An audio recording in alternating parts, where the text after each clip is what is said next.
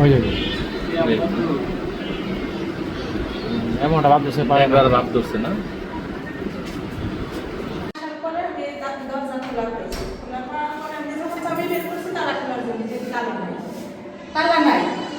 তালা নাই পরে আমি এখানে এসে কই কি আমি কি ভুলে তালা না দিয়ে চলে গেছি। আমি তালা খুঁজতেছি। তালা নাই পরে আমি করছি। এই সুপার তালা খুঁজতেছি। তালা নাই। তারপরে আমি চাবি এখানে রেখে ডোর দিয়ে বন্ধ করে এখান থেকে আইসে এই রুমে জায়গায় আইসি। আইসা দেখি আমার রুমের সব কিছু এলোমেলো। তারপর আমি রুমে আর না যাই, এখানে যে সিলিন্ডার দিচ্ছে, সিলিন্ডার ওই বাসার মানুষ আসছে, বাড়ির মালিককে ফোন দিছি, বাড়ির মালিকও আসছে। আসার পরে সবাই দেখছে, তখন এখানে ডিবি পুলিশ থাকে, সেও আসছে। আসার পরে দেখছে যে এই জায়গা চুরি হয়ে গেছে। খুলছে কিভাবে আপনার খুলছে যে তালাই ছিল না। এটা ওই যে কিভাবে যে খুলছে জানি না, কিন্তু আমরা এখানে যে দাগ পাইছি ভাঙা, আর আমার বটি আসছিল আমার বিছনার পরে। ওরা রান্নাঘর থেকে ওই যে বটি দেখি রান্নাঘর থেকে বটি আনছে, পরে এইভাবে খোলা আসছিল, বুঝছেন? খোলা আসছিল।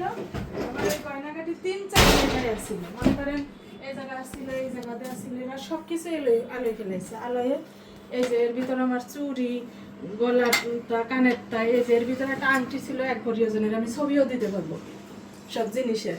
আর কি সবগুলা না, কিছু কিছু ছবি আছে আমার কাছে। চেন ছিল, তার রূপার জিনিস আছিল, এই যে এই দেখেন, এই যে কিছু কিছু মেমো আছে আমার কাছে। এই যে একটা, এই যে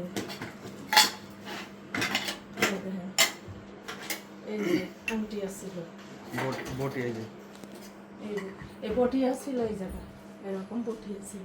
এটা 1-2 খোলা ছিল, সব কিছু আলানো জ্বালানো ছিল, এইভাবে ছিল। আর এইগুলা আপনার এই জিনিসপাতি সব এলোমেলো।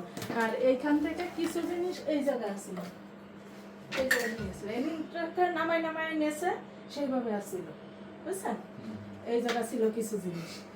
আর এর ভিতরে আমার চুড়ি, কানের দুল, এর ভিতরে আংটি, চেনই আসছিল আমার, হচ্ছে কারণ 3টা চেন, আর গলার হার ছিল, চুড়ি 2 ভরি ওজনে, 2টা চুড়ি 2 ভরি 2 আনা। আমার কিছু কিছু ছবি আছে, আমি ছবিগুলোও দিতে পারবো। আবার এই যে আমার যে জিনিস, সেই জিনিসের কিছু কিছু মেমো আছে, এই যে একটা, তারপরে আরেকটা কানে গেল, এই যে শ্রেয়া নিকেতনেতে আমি একটা গলার হার কিনছি, সেই এই দেখেন, এটা শেডের খাম। এটা কত ভরি ওজন, কত টাকা দিয়ে কিনছিলেন? ভরি সব মিলে 15 ভরি স্বর্ণ আমার, সব মিলে। রূপা হবে আছে কারণ কমপক্ষে 14 ভরি হবে রূপা, কিন্তু আমার হিসাব ওই সময় তো মাথা হয়তো ঠিক ছিল না, আমি সে কেসে 12 ভরি রূপা লিখছি। কিন্তু রূপা হবে কমসে কম 14 ভরি, তার থেকে উপরে ছাড়া কম না। রূপা না স্বর্ণ স্বর্ণ আছে 15 ভরি, আর রূপা আছে আপনার আছে 12 ভরির উপরে, বুঝছেন? কিন্তু আমি 12 ভরি লিখছি, কারণ ওগুলো আমার সব আছে বাইরের জিনিস। রূপাগুলো সব মিশরের থেকে আনা, আর এগুলো আমার হাজবেন্ড বাইরে থাকে, বাইরের থেকে সব আমার গয়নাগাটি বাইরে থেকে, খালি বাংলাদেশে এই যে শ্রেয়া নিকেতন, এখান থেকে আমি একটা গলার কিনছিলাম, গলার হার সিম্পল। নগদ টাকা ছিল? হ্যাঁ, নগদ টাকা ছিল? নগদ টাকা 30,000 টাকা ছিল। এই টাকাটা কোথায় ছিল? টাকা এই ডয়ারে ছিল টাকা। আচ্ছা, আপনি কি সবগুলো এই একটা জায়গাতে রাখছিলেন? না, আমার গয়নাগাটি এখানে ছিল কিছু, না এখানে ছিল, এই দেখেন, ও ওখানে গোপন আছে নাকি? এই যে এখানে ছিল, সেই গোপনটার ভিতরে কি সব হইছে?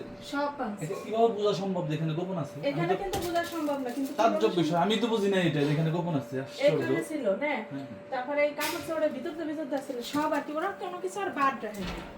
ওইটা বোঝার কিভাবে উপায় দেখেন তো, এটা তো কিভাবে? বোঝাই যায় না, ওই যে ইস, এটা আশ্চর্য, আমি কিন্তু আশ্চর্য হয়ে গেলাম। হ্যাঁ, এইভাবে আর কি ওরা এই করছে। আমি এইটুক সময়ের মধ্যে, বুঝছেন? জি জি। এই অল্প সময়ের মধ্যে এটা কত তো বেশি।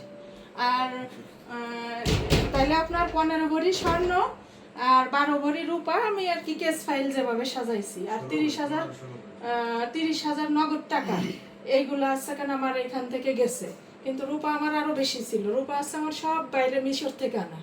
মিশরের রূপাগুলো কিন্তু অনেক মূল্যবান আর অনেক সুন্দর, ওরা কালো হয় না, জি জি। বুঝছেন? কালো হয় না। আর রূপাগুলো সব আমার 22 ক্যারেটের, ওই যে স্বর্ণগুলো 22 ক্যারেটের স্বর্ণ, সবগুলা ওটা যত দামি হোক আমি যাই দিয়ে কিনি তত দামি বেচা বুঝছেন, ওটা 1 টাকাও কমে করবো না, সব সেই দামে বিক্রি করা যাবে। এখন আমার জিনিস আছে এখানে যেগুলা খাপ আছে, আর আমার কিছু কিছু জিনিসের আমি ছবি দিতে পারবো, ছবি দিতে পারবো।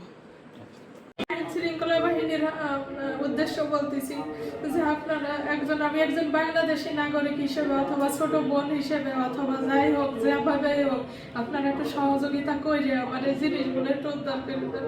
আমার সারা জীবনের কষ্ট অর্জিত সব সম্পদ শেষ হয়ে গেছে, আমি এখন পথের ফকির হয়ে গেছি। আমার তো এটা না হলে আমি কিভাবে সারা জীবন তো বিদেশ করা যায় না, একটা মানুষের গায়ে কি সারা জীবন শক্তি থাকে যে সারা জীবন সে ইনকাম করবে? এইভাবেই একটা জিনিস বিদেশিরা চিন্তা করে যে একটা জিনিস নষ্ট করে একটা ব্যবসা বাণিজ্য ধরবে। আমার তো এখন সব শেষ, আমি কিছুই করার নেই, আমি কি করবো আমি পারতেছি না। আপনারা একটু সহযোগিতা করবেন প্লিজ।